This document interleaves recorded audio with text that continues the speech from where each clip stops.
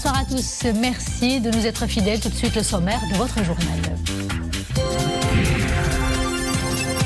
L'amélioration des principaux indicateurs Covid, l'approche de la saison estivale, le retour de l'opération Marhaba, voilà ce qui annonce déjà le parfum d'une bonne saison touristique. Les professionnels du secteur sont soulagés, ils aspirent à rattraper les pertes encaissées en temps de crise. Nous suivrons un reportage à Ouarzazate.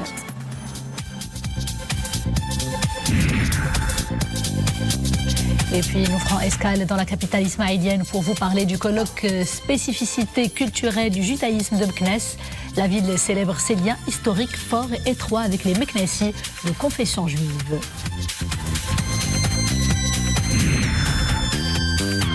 Et puis nous irons à Tanger, la perle du Détroit qui célèbre la photographie à travers deux grands artistes, Mounir Fatmé et Guillaume de Sardes. Leurs clichés sont exposés actuellement au musée de la Casbah des cultures méditerranéennes. Un voyage exceptionnel dans le temps.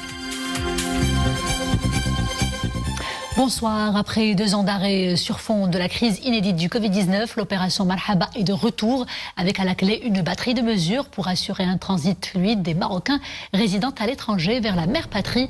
32 navires ont été mobilisés sur l'ensemble des lignes maritimes reliant les ports marocains aux ports espagnols, français et italiens. Ces navires auront une capacité totale d'environ 478 000 passagers et 123 000 voitures à travers 571 voyages hebdomadaires. À l'approche d'une saison estivale s'annonçant donc sous les meilleurs auspices, tout porte à croire que les arrivées des MRE vont battre des records cette année, ouvrant donc la voie à une véritable reprise du secteur touristique national.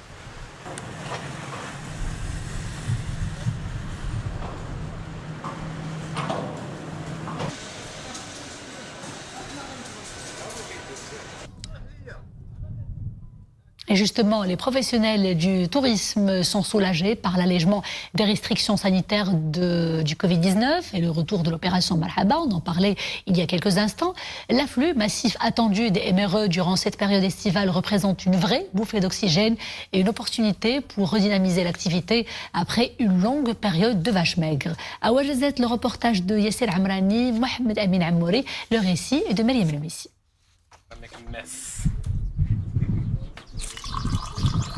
Du thé à la menthe en guise de bienvenue. À peine arrivés, ces vacanciers américains s'impatientent de découvrir une destinée rêvée, Ouarzazate. Un décor idyllique parsemé de Xor, Casbah et oasis. Pour s'accorder un tel dépaysement, ils se considèrent plutôt chanceux. Nous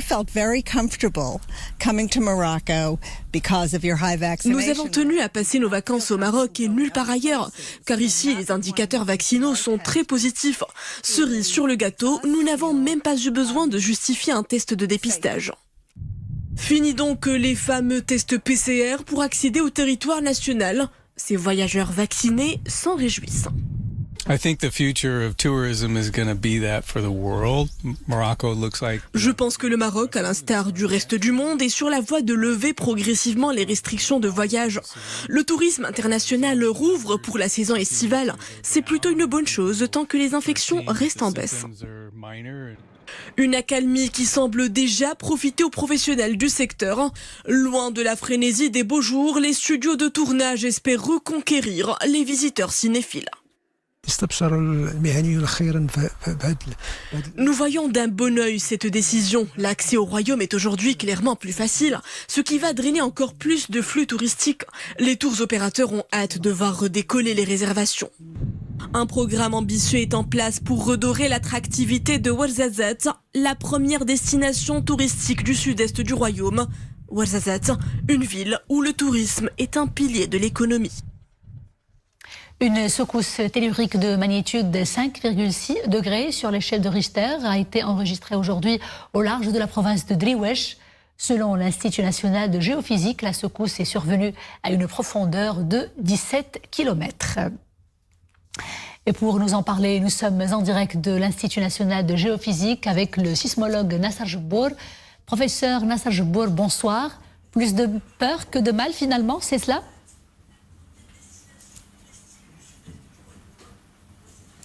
Bonsoir. La secousse tellurique en ce début d'après-midi a été fortement ressenti dans toutes les provinces nord du royaume et même au sud de la péninsule ibérique. Le choc sismique n'a pas causé de dégâts, n'a pas eu d'effet sur la terre sèche, uniquement ressenti par toute la population. Cette secousse fait suite à une série de secousses enregistrées dans cette zone offshore de la province de Driouech depuis plus d'une année. Et professeur Jbour, cela fait quelques mois que la région, rappelons-le, n'a pas enregistré de secousses telluriques. Peut-on dire qu'aujourd'hui, c'est le retour de l'activité sismique ?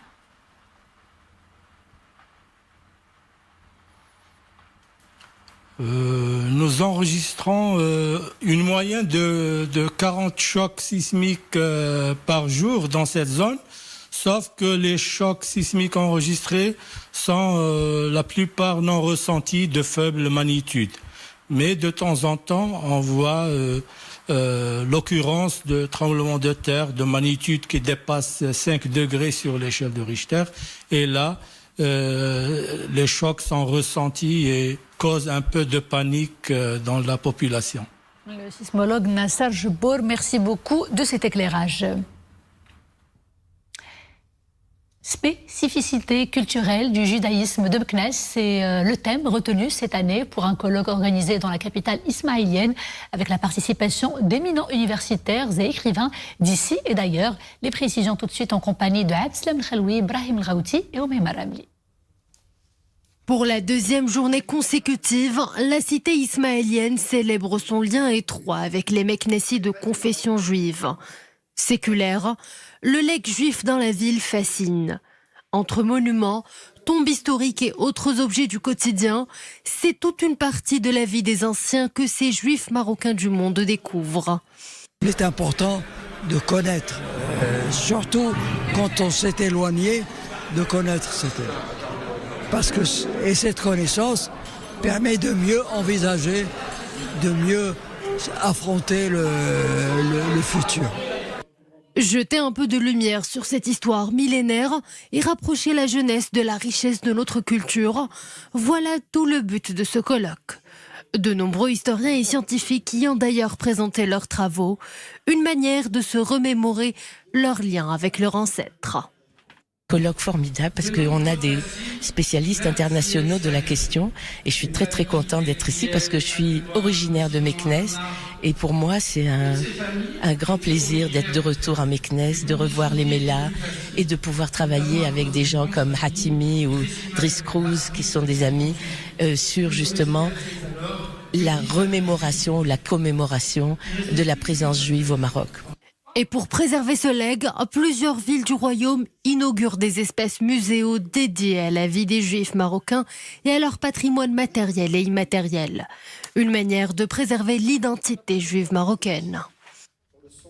L'importance de la souveraineté sanitaire est mise en avant aujourd'hui lors d'une conférence inaugurale sur la question. Conférence organisée à l'Académie Hassan II des sciences techniques à l'occasion du 16e anniversaire de son installation. Le ministre de tutelle Khalid Taleb a souligné que la réalisation de la souveraineté sanitaire permet de protéger les pays contre les crises économiques, sociales et politiques et qu'elle doit être érigée en priorité nationale des politiques publiques. Plus de précisions tout de suite avec Omar Fassiferi, secrétaire perpétuel de l'Académie Hassan II des sciences techniques. La session et l'Académie n'ont pas manqué de rappeler le rôle et les initiatives prises par Sa Majesté pour développer non seulement la recherche scientifique dans ces domaines, le domaine des vaccins, mais aussi des médicaments, sur le plan industriel et scientifique, et le mettre au service, bien sûr, de la société marocaine, mais aussi du continent, de notre continent, le continent africain. À peine la crise sanitaire du Covid-19 presque derrière nous, et voilà qu'un autre virus menace, mais sans réel danger d'épidémie, selon les scientifiques en tout cas.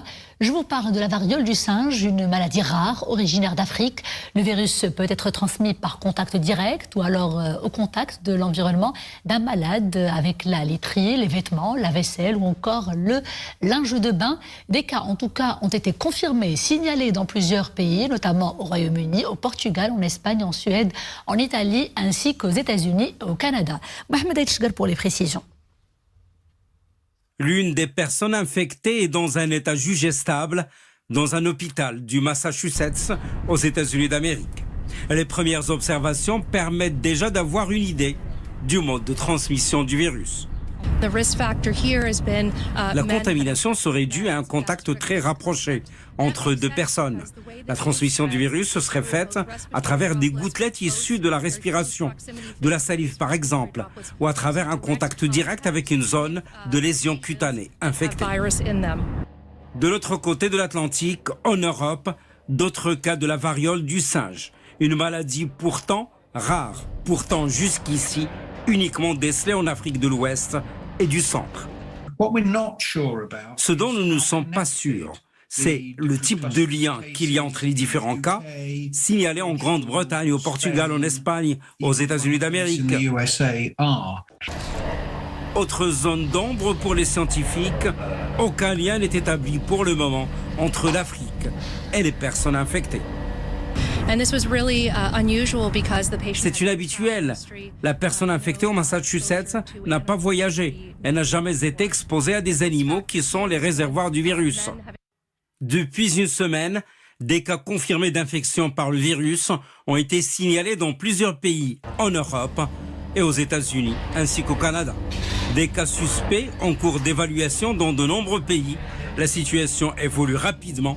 L'infection par le virus débute par une fièvre, souvent forte, accompagnée de maux de tête, de courbatures et de fatigue.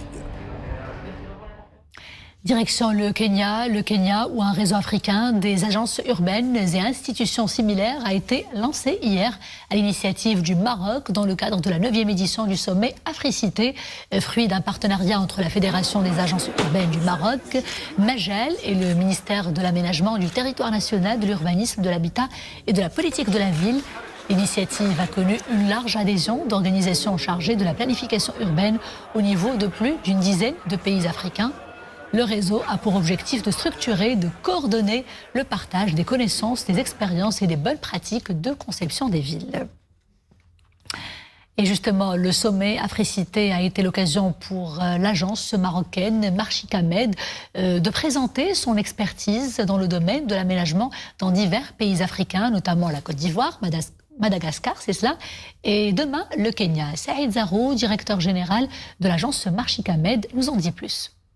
On se trouve aujourd'hui ici à Kisumu pour partager et expliquer notre expérience déjà sur la lagune de Marchika et aussi sur tout ce que nous avons entamé aujourd'hui sur le continent africain, à savoir la baie de Cocody en Côte d'Ivoire et aussi donc le canal de Pangalan à Madagascar. Donc cette expertise marocaine importante que Sa Majesté le Roi, que Dieu l'assiste, a voulu qu'on la partage avec nos frères africains et le modèle déjà présent et déjà où les travaux sont en cours et le modèle d'Abidjan. Donc c'est là où on se trouve d'ailleurs. Nous sommes invités par le comté de Mombasa pour la deuxième fois. On va visiter dès demain pour essayer de se mettre d'accord sur un nouveau contrat, une convention qui nous amène à travailler sur la côte est du Kenya. Et cette demande ne vient pas seulement par le comté de Mombasa, elle vient aussi par la volonté des Nations Unies sur l'habitat qui ont manifesté l'intérêt que cette expertise qu'ils ont vue et qu'on a expliqué à nos confrères de Mombasa par le biais des Nations Unies soit dupliquer l'expertise de Marchika, l'expertise de la Côte d'Ivoire, de la baie de Cocody à Abidjan, soit aussi dupliqué au niveau de la côte est du Kenya.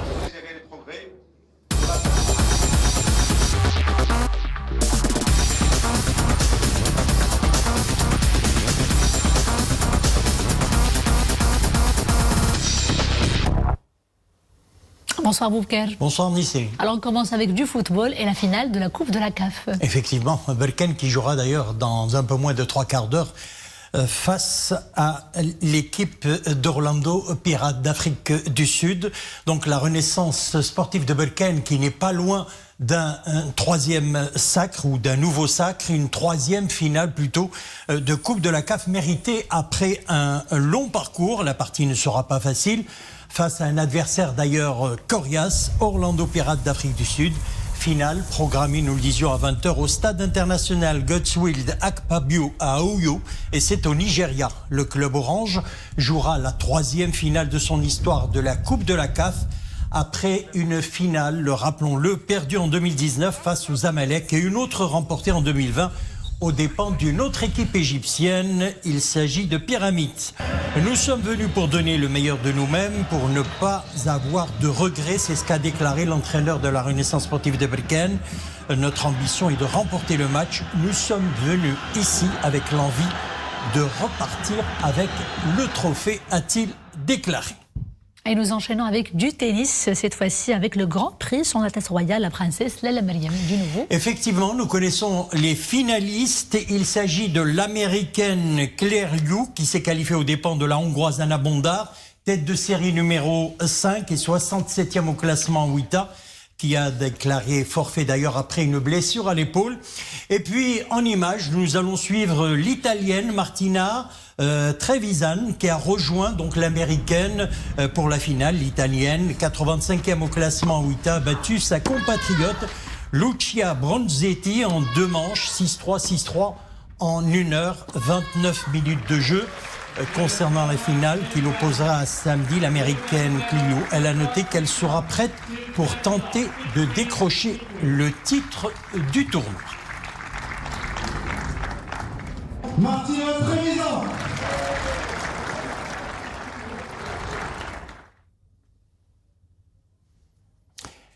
Et on passe bien entendu à la conférence de presse qu'a donnée Baïbanou.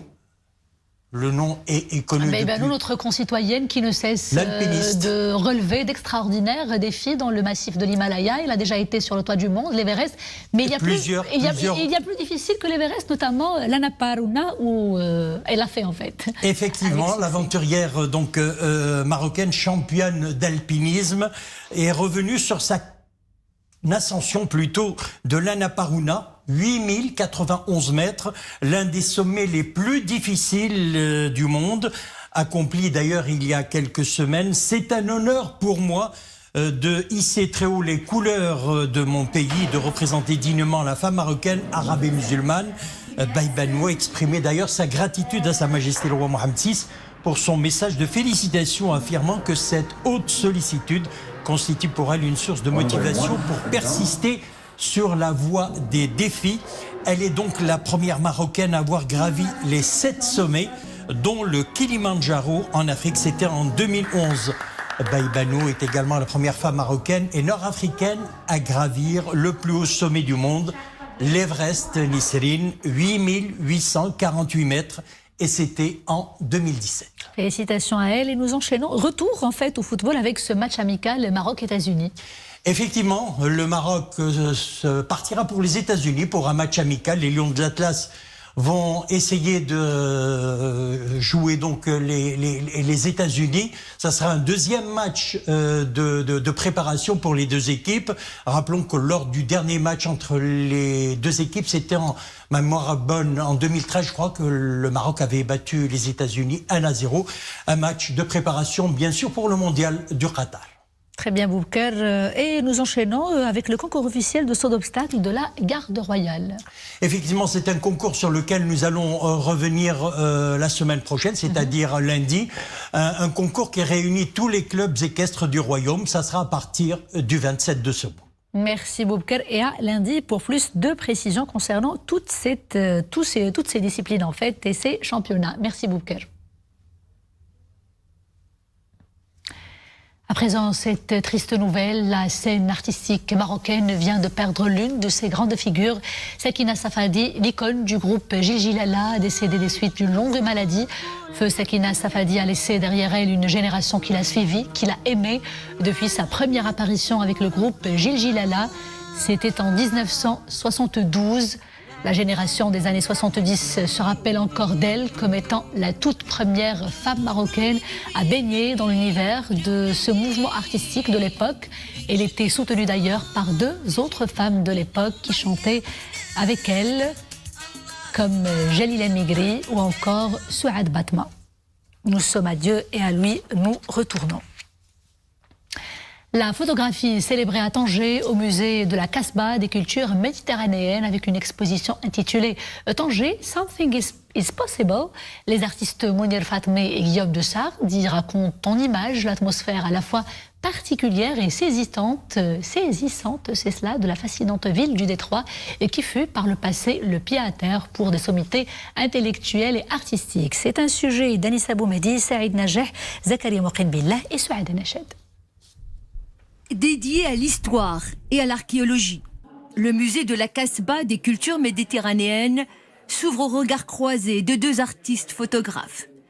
48 clichés sur Tanger, signés Mounir Fatmé et Guillaume de Sard, offrent au public un voyage exceptionnel dans le temps. Amoureux de la ville de Détroit, Guillaume de Sard se met dans les pas du poète et romancier Jean Genet à travers une série de photographies intitulée « Se remémorer Tanger ». C'est une évocation poétique et délicate, je crois, de cette ville qu'on aime tous les 2 beaucoup, Mounir parce qu'il est né ici, et moi parce que j'y suis beaucoup venu. C'est une exposition assez littéraire qui est placée sous le patronage de Paul Bowles pour Mounir et de Jean Genet pour moi. C'est une déambulation dans cette ville. Une déambulation un peu impressionniste. Natif de la ville, Mounir Fatmé y a longtemps erré pour y capturer des instants fugitifs, riches en détails, où les corps se fondent dans le décor. Tanger, sa fougue et sa douceur restent les pièces maîtresses de ses photos. Une série intitulée Presque rien, inspirée de l'écrivain américain Paul Bowles. C'est intéressant de rentrer l'art moderne et contemporain dans ce musée. Et c'est pour cela il donnait une place et une visibilité à la photographie. Et c'est intéressant parce que ça permet à un lieu qui est fait pour l'Antiquité, pour le patrimoine, de faire aussi de la modernité. Et donner une visibilité à la photographie dans une salle comme celle-ci.